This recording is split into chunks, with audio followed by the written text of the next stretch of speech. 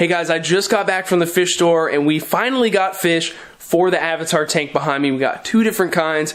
I think you guys are gonna really love them.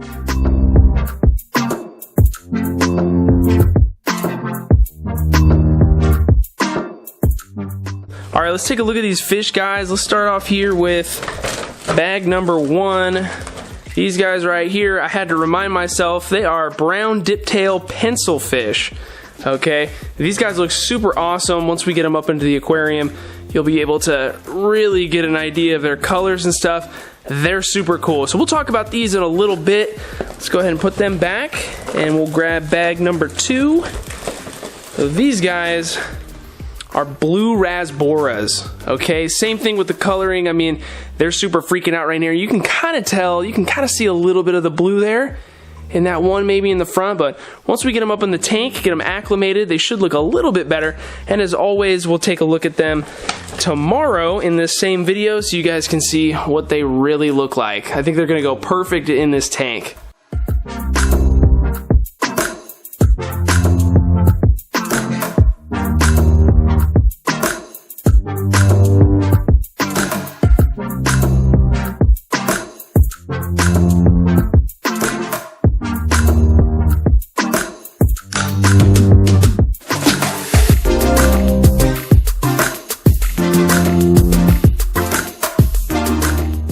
The fish have been in the bags here on the side of the tank for about a half an hour, guys. That should be plenty of time to get them temperature acclimated. So now all we're gonna do is the same thing that we do every time we get new fish, and we're gonna take a bucket and place a net over the top of it, and then we're gonna pour that bag of water, including the fish, into the net.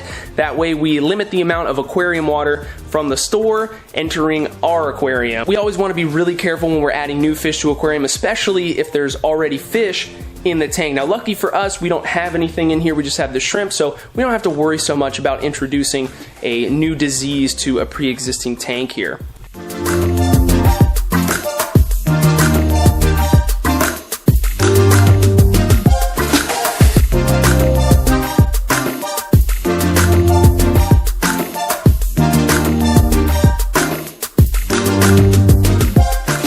Right off the bat, everybody's running for cover. They're freaking out. They've never been in a tank like this before, guys.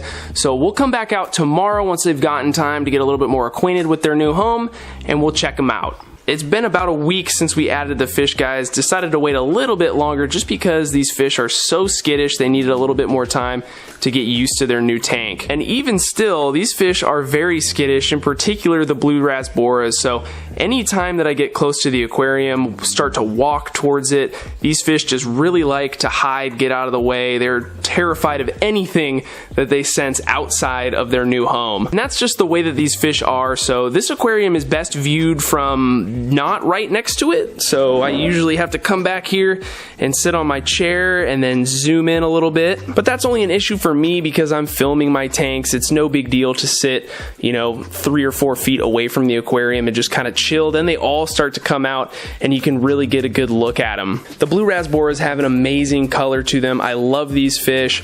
I think we ended up with 10 of them, and I think we pretty much have all 10 of them here still in the aquarium. Same goes for the pencil fish. So they like to hide back in the rear of the aquarium towards the top, which is, I mean, that's just what they do in nature. That's how they're wired. And so they have like a perfect little environment in here. There's a lot of area to hide even up at the top of the water. The floating rocks with the moss on them give them a nice little micro environment up there at the top of the tank.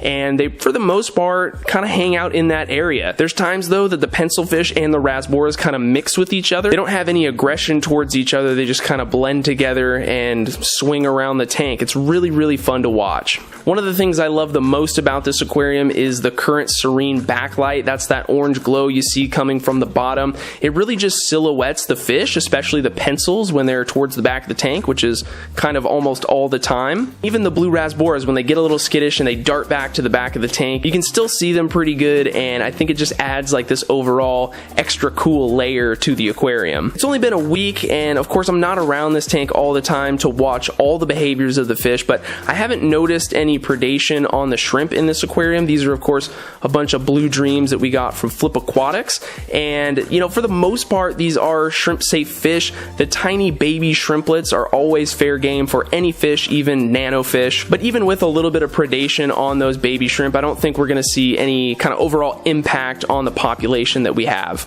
The pencils also, you know, they're going to be staying at the mid-level and the top of the tank, and while there is some real estate up there on the floating rocks for shrimp to hang out, I haven't noticed any issues with especially the larger shrimp getting picked on or anything. And guys, don't forget, if you need to get anything from flipaquatics.com, shrimp, hard goods, whatever, I have a ton of coupon codes to help you save some cash. I'll throw them on the screen right now. They'll also be down in the description. Thank you so much. It helps support the channel, and it obviously helps support Rob over at Flip Aquatics as well. Let's turn these lights off on my top secret tanks that you guys haven't seen yet. Turn off, buddy. There we go. We gotta turn this place into a dungeon every time we film, guys. Glare is my worst enemy. Check it out. So there we got a group of the pencils hanging out right there. Let's see if we can zoom in on them a little bit here. I don't have my good zoom lens on right now, but check it out. They just always chill at this really cool 45-degree angle. I absolutely love it. I have to literally sit here with the lens pressed against the glass and just wait for them to forget I'm here, and then slowly pan over, and maybe we can see some of the blue rasboras. There, they're gonna start to dart across. As soon as they see me though, like if I make a quick move, they're out of there, man. They're like, heck no, we don't know what you're doing, but we don't like it. I've just been feeding this fancy guppy Hikari food because it's super small and all the fish are able to take advantage of it, and they seem to like it pretty good. Everything else in this tank is doing really good though. We did a switch recently from the lighting to one of the current Serene LEDs, and that's when we incorporated the background, and I was a little nervous about switching something as important as the light fixture, but this tank, with it mostly being moss, has seemed to do really well with that switch. So we did a big trim on the moss. There was a lot of kind of algae starting to poke up at that time, and since that switch, everything is just doing really good. Like the moss seemed to kind of just get a new breath of life here. A lot of new growth, so you can see just the lighter green tips coming out of all this stuff, and I almost need to do another trim here pretty soon, but it really helped cut down on the algae that was going on in this tank. So we still have a little bit down here, some of the leftover kind of black stuff that was growing on the hair grass. The shrimp don't really do much with the algae in this aquarium, but that's okay. We seem to have it under control now. This stuff is, of course, the peacock moss that I got from my buddy Chris Lucup almost a year ago now at this point. So looking forward to just continue to propagate this stuff and spread it around the fish room because I love it. The other thing that we changed on this aquarium a little while back was the filtration. So now instead of using the Fluval 206, we're using the equivalent flow rate, I guess you'd say, but with an Awaza FiltoSmart Thermo 200.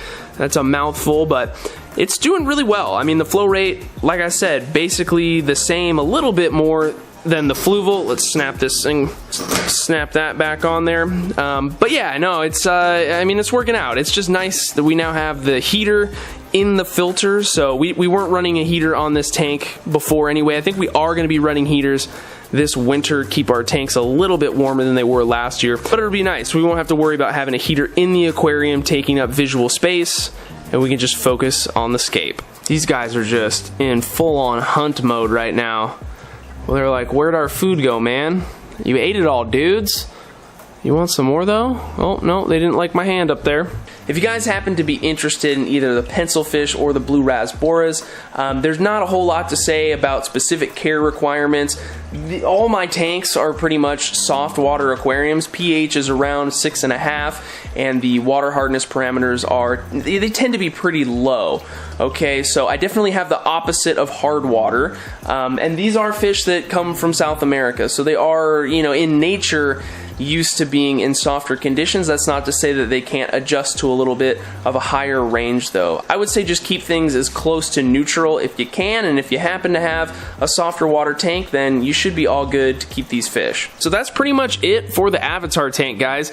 I don't really think we're going to be adding any more fish. If we do, it'll probably just be more blue rasboras or maybe more of the pencil fish.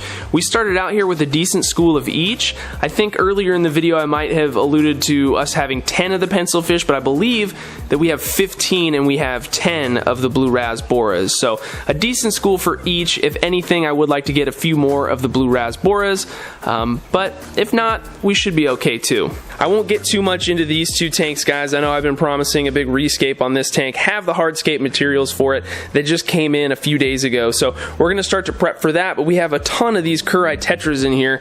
We obviously need to take them out and make sure that we can do this whole thing as fast as possible so they're not just sitting in a bin for like a week. We definitely don't want that. But then over here on whatever we're calling this tank, I just call it the neon tank now, obviously because it has the neons in it.